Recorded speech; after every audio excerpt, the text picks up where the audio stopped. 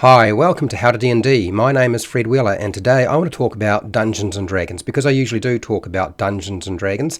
Today it's all about Dungeon Master preparation. This is Lesson 5, Creating Magic Items. I know people want to create magic items, so I've decided that I needed to cover this topic.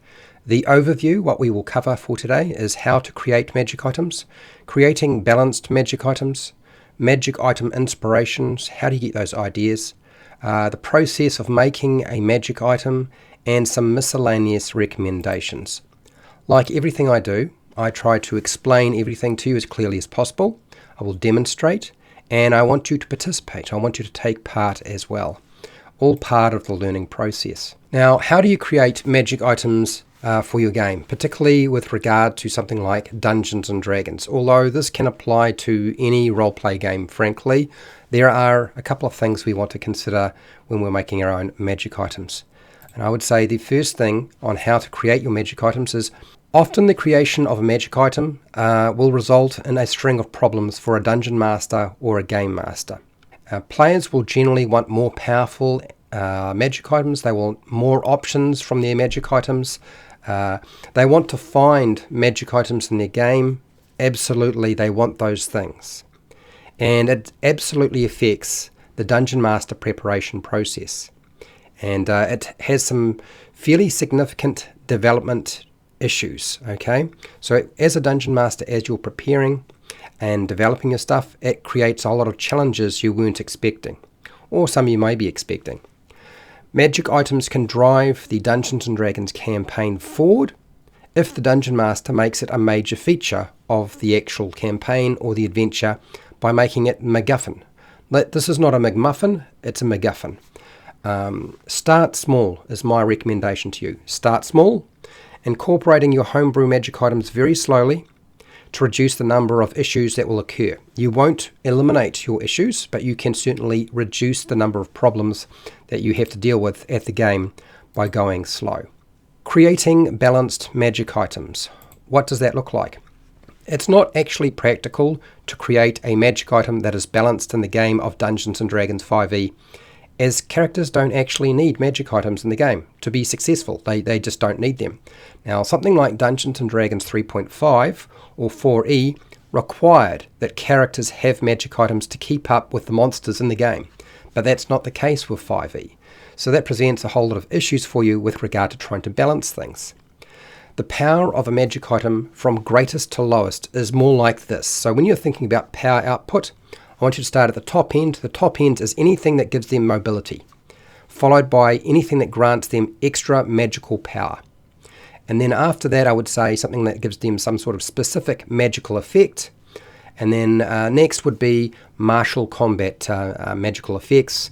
And then lastly, the least powerful usually tend to be miscellaneous utility functions.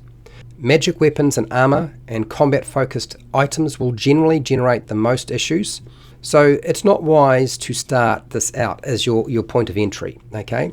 Since these are the things that are probably going to give you the most problems, these are the things that are highly desired by players, don't start with this. Utility magic items are the best to create for a player character as they have the least effect on the game, and they don't usually affect the combat encounter design process. They will affect other parts of the game, but not combat. Common magic items tend to be at the lowest power level, so that's a good place to start. So start with common magic items when you're creating stuff for your game. The power of a magic item can be adjusted over time if you start very low, so with low rarity, and then over time you can increase the power if you need to. So starting low and increasing the power over time. This will avoid seriously overpowered magic items. Otherwise, it's very difficult to get an overpowered magic item back out of the game, particularly if the players don't want to give it up. And this can definitely happen at your table.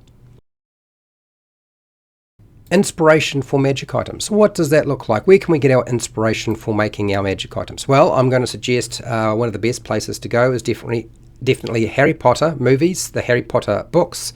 They have great examples of very simple magic items that do all sorts of fun effects. After that, I would say Xanathar's Guide to Everything. There are examples of common utility magic items here. There's some odd effects, and you'll find most of the stuff in Xanathar's Guide to Everything on page 135 to 140. This is a good starting point. Trinkets in the player's handbook have potential, so taking the trinkets from the player's handbook and giving them a magical effect will actually be really useful to you. Older versions of Dungeons & Dragons had a whole lot of magic items that you can port over into your game. Novels on fantasy, science fiction that include magic items, I would borrow, steal any of those. Historical magic items from mythology and legends are also a good point of call. And then computer games, video games, they also have magic items you might be able to use as well.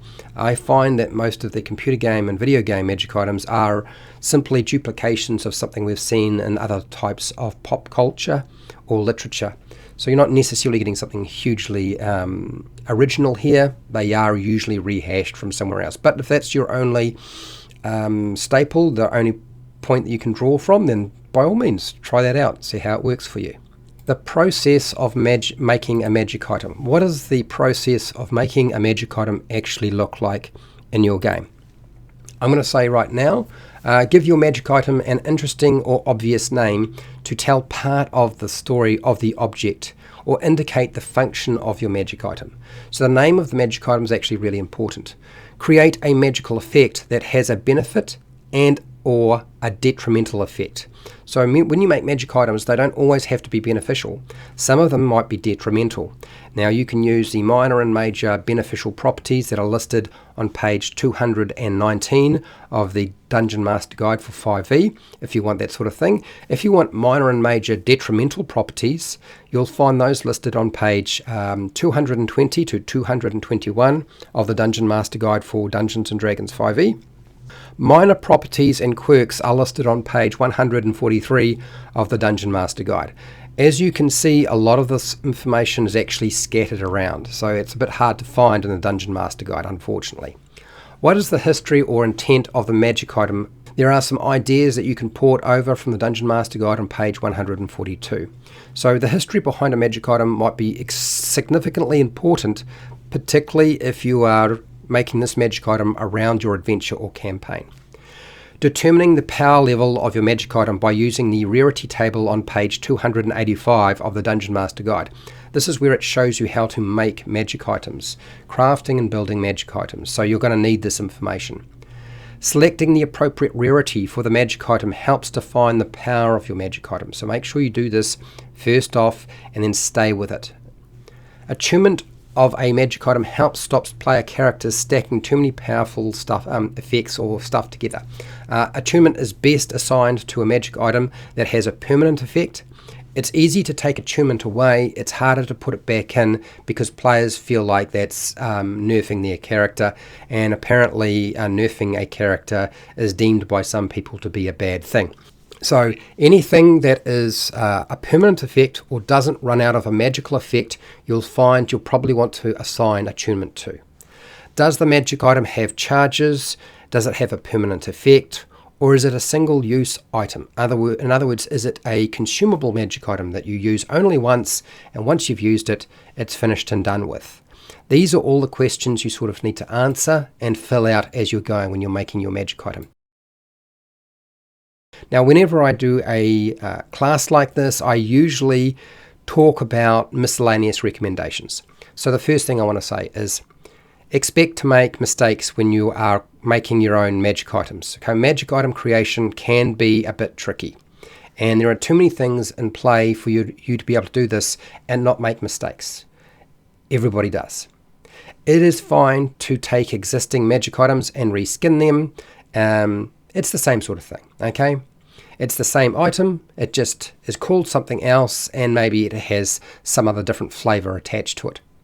There is, in fact, no mathematical formula to magic item creation. So if you were looking for a mathematical formula, a guide that was perfect, that does everything that you want, that will ensure that you never get a magic item that you have created as a homebrew item that will cause you problems in the game, I'm sorry, it does not exist. Okay, anybody telling you is selling you a false truth. It does not exist. Why is this?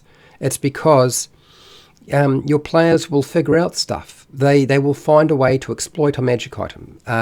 Players are quite creative at times, and you give enough people time to figure these things out, and you have enough brains involved, between 4 and 5 brains in fact, they will amongst themselves figure out how to take an item that you thought was quite innocent and turn it into a weapon of mass destruction. It's just an unfortunate fact. So don't get worried when this happens, because it does happen to literally everybody at some point. Now, I'm hoping that this was useful to you, and if it was, fantastic. If you have any questions, put them in the comments section. If you have any feedback, put it into the comments section. And hey, till next time, keep rolling those 20s.